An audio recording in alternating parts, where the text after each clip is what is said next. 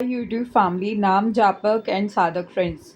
अक्सर आप नाम को जपते हैं, कोई इलेक्ट्रॉनिक उस पे गैजेट पे करता है जाप अपना ध्यान, कोई तुलसी की माला पे करता है, कोई कोई रुद्राक्ष की माला पे, और ऐसे कई सारी स्फटिक की माला है, कई सारी मालाएं हैं, और सबसे उत्तम मानी जाती है जिसमें बीज होते हैं।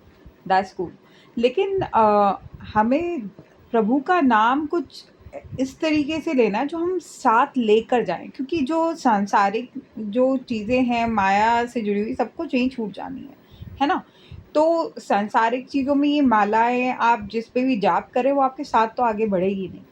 तो श्वास पे आ जाते हैं, तो श्वास माला सबसे ज़्यादा उत्तम है कि आपकी हर एक श्वास के साथ प्रभु का नाम रस, जो कि धीरे धीरे अमृत में तब्दील हो जाता है। लेकिन अब एक चीज़ है, आप तुलसी की कितनी भी मालाएँ, मतलब जैसे है 108 दाने हैं, या रुद्राक्ष के 108 हैं, या 1000 हैं। कोई कहता है मैंने 1 लाख जप लिया, कोई कहता है 10,000 जप लिया, किसी ने कहा 1 अरब जप लिया। लोग बड़े खुश हो जाते हैं। कई लोग कहते हैं इतने जाप करने से इतना फल है, इतना फल है, इतना फल है। लेकिन ये अंततः आप 108 हो तुलसी के दाने या करोड़ हों, लेकिन है तो वही एक ही चीज़ है, और वो एक भी अगर हम मूल में जाएँ तो वो एक भी नहीं है ना? अगर आप मूल में जाएँगे, ध्यान देंगे, तो एक ही नहीं है तो फिर 2 कैसे आए? मतलब जैसे एक दुपट्टा है, उस पे कई सारी गाँठें लगी हुई हैं, नॉट्स लगे हुए हैं, है ना?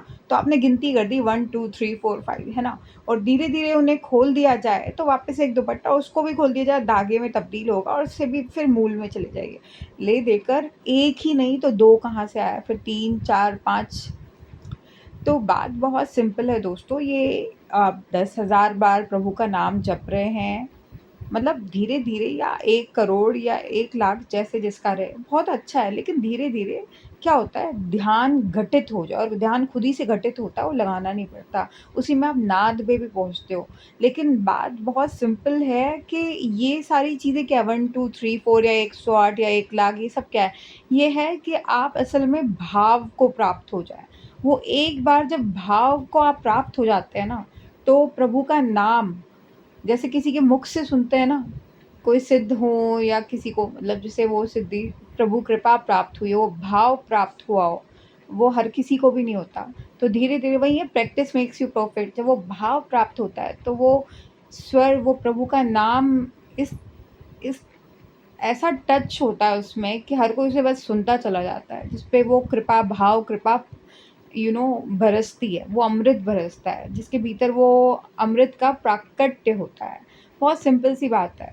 उस एक भाव के लिए न जाने कितनी बार आप उस नाम को लेते हो, एक प्रैक्टिस कर रहे हैं, लेकिन जब वो सुर, ताल सब कुछ ठीक बैठ जाते हैं ना, फ्रीक्वेंसी एवरीथिंग, तो वो भाव प्रकट होता है। जैसे गुरु का प्राकट्य भीतर होता है, अमृत का प्राकट्य भीतर होता है, ऐसे ही प्रभु भाव के भूखे हैं। तो वो भाव से जुड़े हो, जैसे बच्चा नहीं होता अपनी माँ, जब उसको भूख लग रही होती है या माँ का स्नेह चाहिए होता है, वो किस तरह से रो रहा होता है, वो आवाज़ क्या होती है ना?